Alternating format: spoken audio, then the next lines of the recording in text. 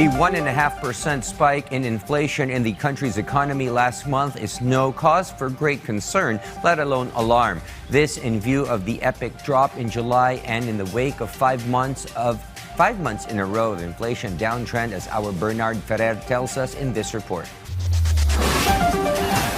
The inflation rate, or the rate at which prices of goods and services increase in the country, remains manageable after rising 1.5% in August from 0.9% in July.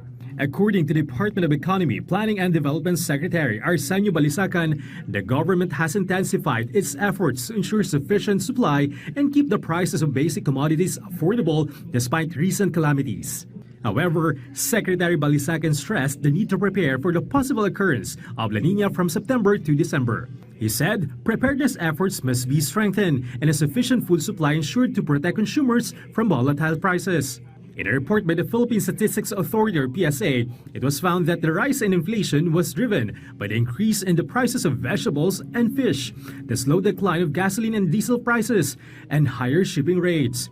Nag-attribute na yung impact ng mga bagyo nung nakarang buwan, particularly sa vegetables. No? So sa NCR, sabi ko kanina, 26.5% ang kanyang inflation rate. Sa areas outside NCR, medyo mas mababa ng konti, pero double digit pa rin.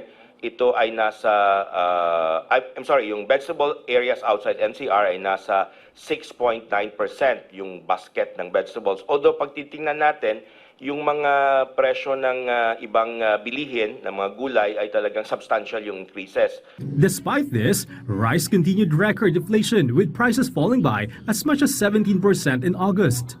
Meat inflation also declined, dropping 7.1% from 8.8% in July. Meanwhile, according to the Bangko Sentral ng Pilipinas, or BSP, inflation is expected to remain low for the rest of the year and likely fall below the government's target range due to the continued decrease in rice prices.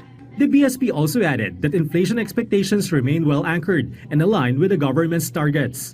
Bernard Ferrer from the National TV Network for New and Better Philippines.